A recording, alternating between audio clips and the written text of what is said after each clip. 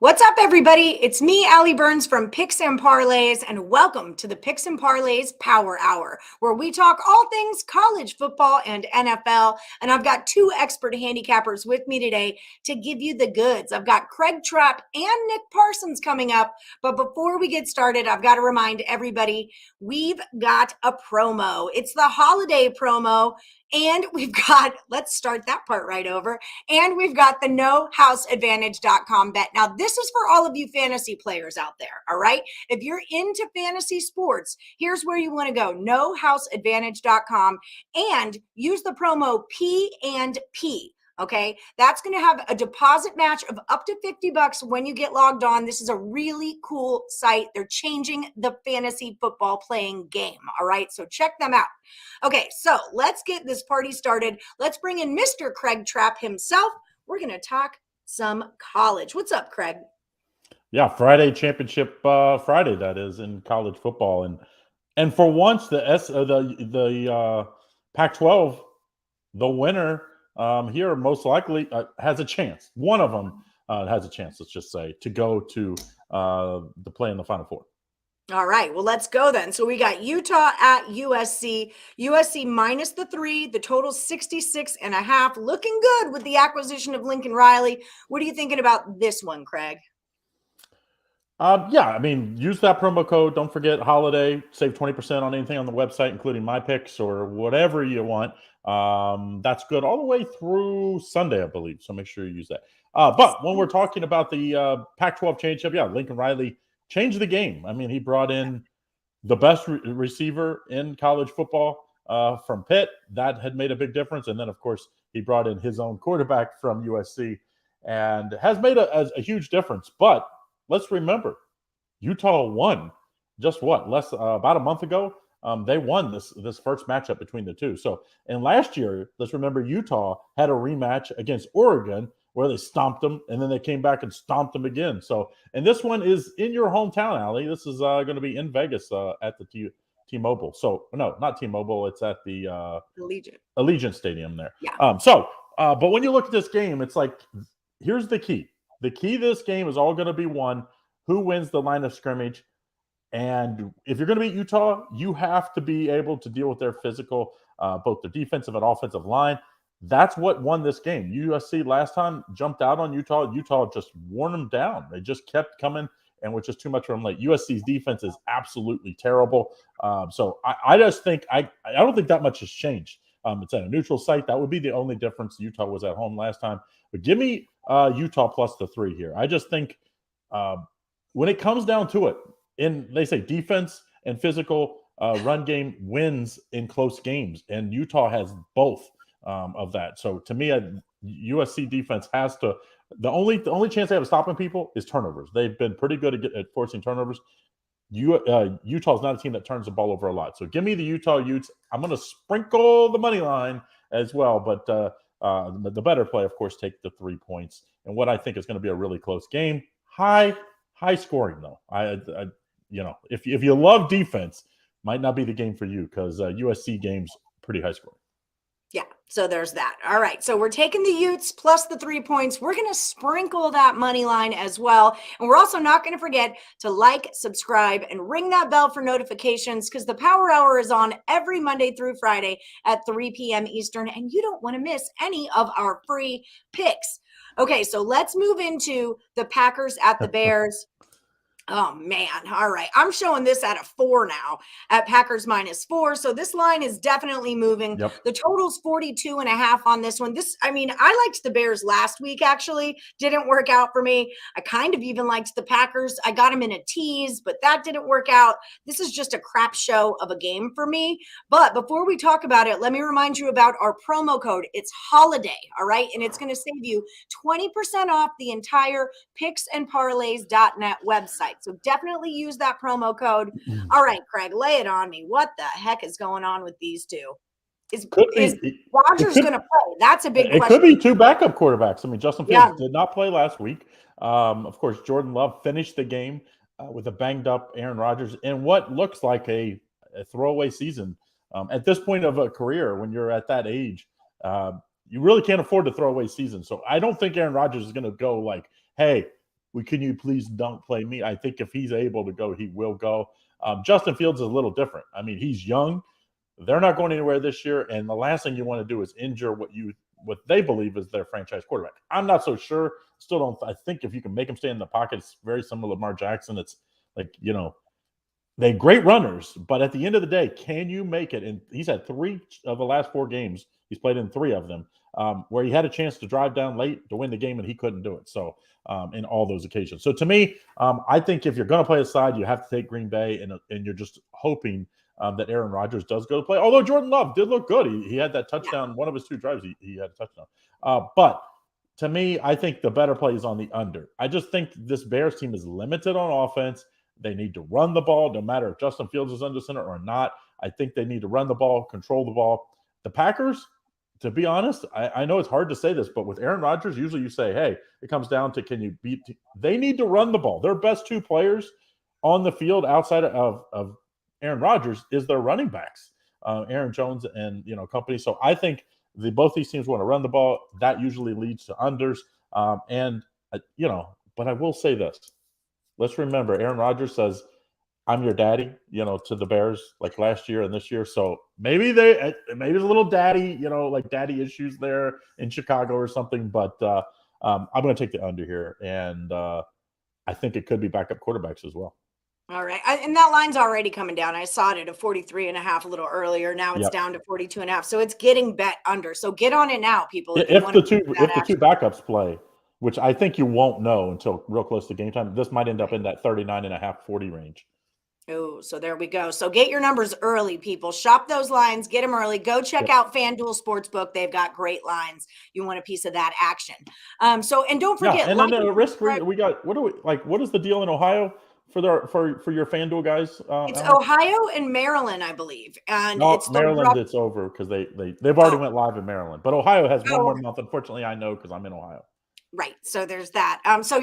If you get signed on early with FanDuel, they'll drop $100 into your account just for getting signed up early. Just to welcome you to the live sports betting party, man.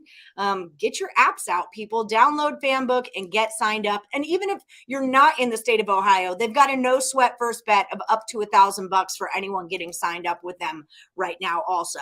But everyone, like and subscribe, ring that bell for notifications. We're on every Monday through Friday at 3 p.m. Eastern. Thank you so much, Craig Trapp. We'll see you next week on the Power Hour. All right, we're moving right along here. We've got Nick Parsons from the Insiders Room coming in to talk some Big 12 championship here. What's up, Nick? Yeah, not much. Definitely looking forward to getting into this one. I come into championship weekend having won 9 out of the last 10 weeks in college football. I've been playing sort of conservatively the last couple of weeks. I just went 2-1 last week for a modest profit, but hey, a winning week's a winning week. Let's keep it rolling this week.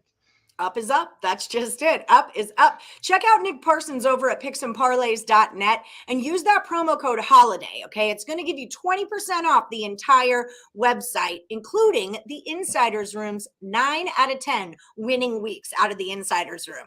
All right, so let's talk Kansas State at TCU. This TCU team has been impressive, but I got into Kansas State earlier in this season, right around when they played Duke. So it's 2 teams I respect, minus 2.5 for TCU, and the total is 62. How do you see this one playing out, Nick? Yeah, this is a big game, a lot to go over here. So I got a few notes that I'm going to have to look at so I don't miss anything here. But yeah, I mean, K-State, as you said, both these teams are really good. K-State finished 9-3. It averages 33.4 points per game. That ranks 34th.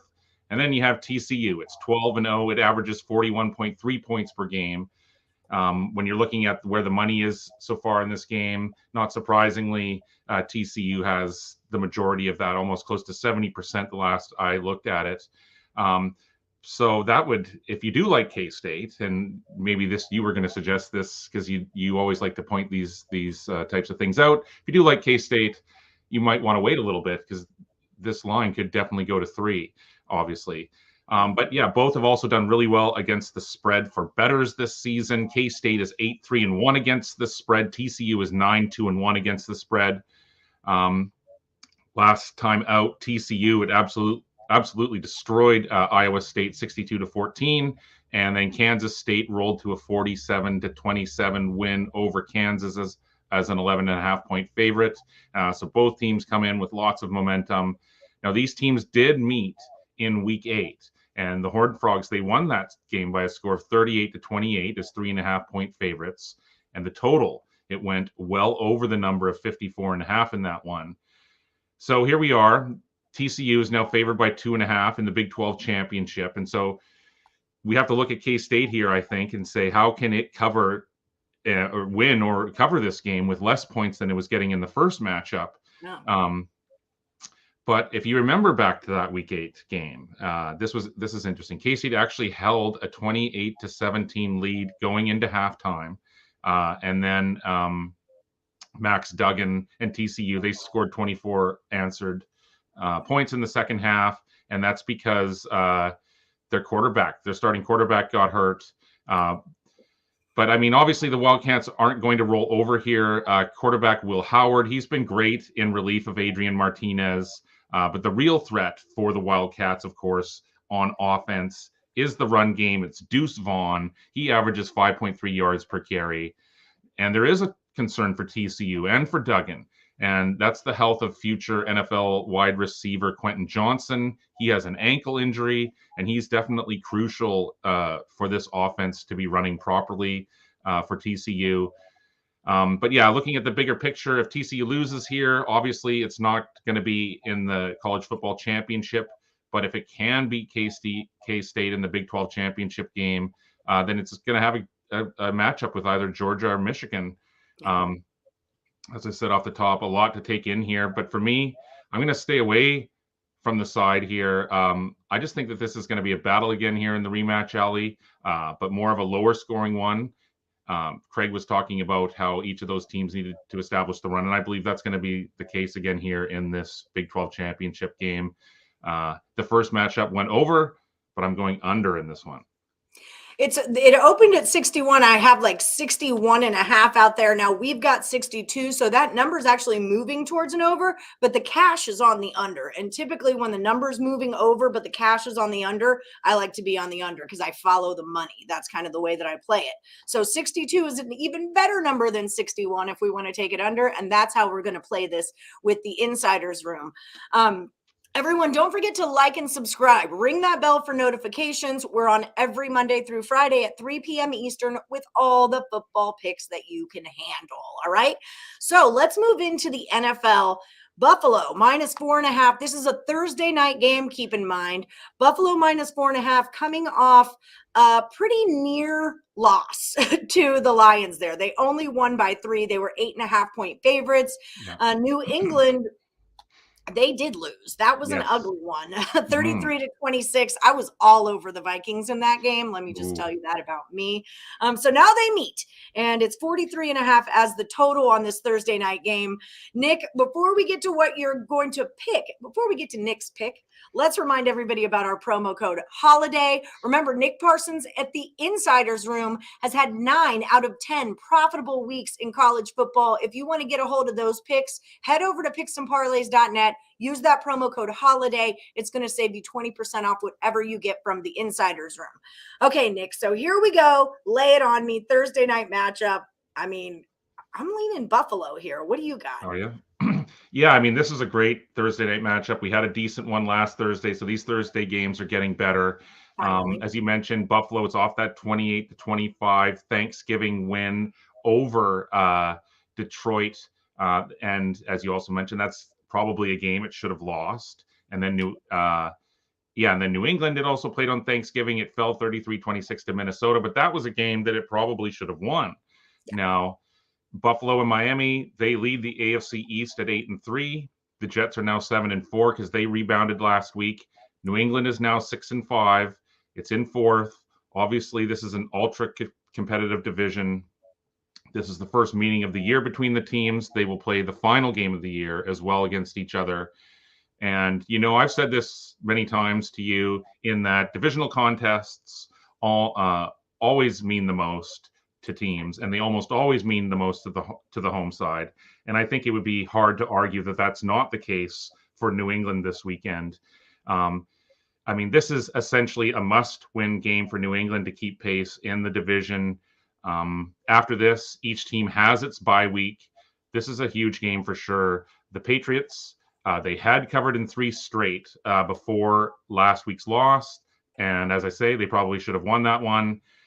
Now, one factor I think you want to take into account, and that people may be forgetting as well, is that this is the 3rd straight week that Buffalo will be on the road, because it stayed in Detroit for 2 weeks because of that snow game. And so I think that all this travel does catch up to Buffalo, especially on this short week. And so just because of the urgency that New England is going to have to play with here, I say grab those points. The outright win isn't out of the question, but I think the safer play is to grab the points. I get where you're going, but I mean, they covered in their last 3 before it, but 2 of those games were against the Jets and 1 was against the Colts. So I just don't trust New England, I guess, is what it is. You're a better football picker than me all day long. I am so totally the public when it comes to betting on the NFL, but I have trust issues with the Patriots right now. And I kind of feel like the Bills have to bounce back, and maybe that's a win and not a cover. But Nick says grab the points with the Patriots at home in this big time divisional game. So that's what you guys should do. Don't listen to me. Also, guys, don't forget, what you should listen to me about is liking, subscribing, and ringing that bell for notifications. We're on every Monday through Friday at 3 p.m. Eastern. You don't want to miss any of our free football picks. Thank you guys so much for joining us here on the Power Hour. We'll see you again tomorrow at 3 p.m. Eastern.